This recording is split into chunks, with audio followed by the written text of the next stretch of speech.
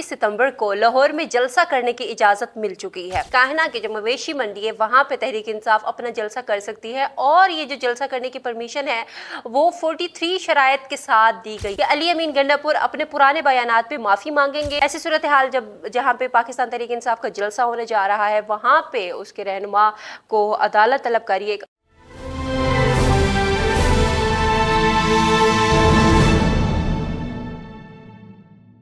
पाकिस्तान तहरीक इंसाफ को आज यानी कि 21 सितंबर को लाहौर में जलसा करने की इजाज़त मिल चुकी है।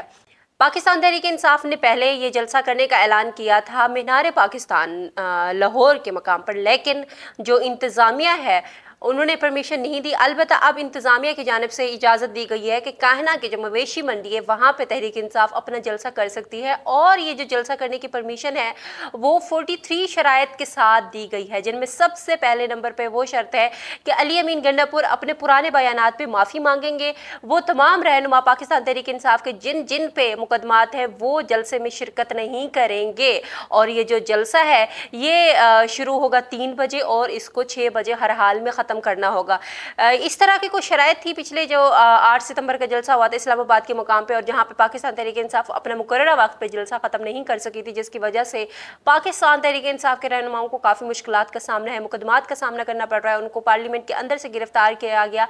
अलबत्ता ये जो 43 शराइत है इसके साथ जो है पाकिस्तान तहरीक इंसाफ को लाहौर में जलसा करने का हुक्म दिया गया है और लाहौर में इस वक्त जो सिक्योरिटी की सूरत हाल है वो बड़ी ही सख्त है। जगह जगह कंटेनर लग चुके हैं और जो इंतजामिया की जानिब से चेक एंड बैलेंस है वो भी रखा गया। अच्छा, जलसा शुरू होने से कबल ही बहुत बड़ी पेशरफ्त आई है। अदालत ने अली अमीन गंडापुर के जो जमानत के लिए जो दरख्वास्त थी उसे खारिज करते हुए नाकाबिल जमानत वारंटी गिरफ्तारी जारी कर दी और अदालत ने हुक्म दिया है कि अली अमीन गंडापुर को गिरफ्तार करके हर हाल में अदालत में पेश किया जाए। ऐसी सूरत हाल जहाँ पे पाकिस्तान तहरीक इंसाफ का जलसा होने जा रहा है वहाँ पे उसके रहनुमा को अदालत तलब करी। एक अहम रहनुमाओं को देखना ये है कि क्या पाकिस्तान तहरीक इंसाफ 3 बजे अपना जलसा शुरू करने में कामयाब हो जाती है, क्योंकि एक दिन पहले उनको परमिशन मिली है, जगह की इजाज़त मिली है। यहाँ पे बहुत कम अरसे में लोगों को इकट्ठा करना, लोगों को अवेयर करना और इंतजामात करना थोड़ा मुश्किल होते हैं। देखना यह है कि जो पाकिस्तान की सबसे बड़ी सियासी जमात खुद को डिक्लेयर करती है क्या वो इस काबिल होगी कि वहाँ अवाम का जमे को फिर इकट्ठा कर पाए, जलसा कामयाब कर पाए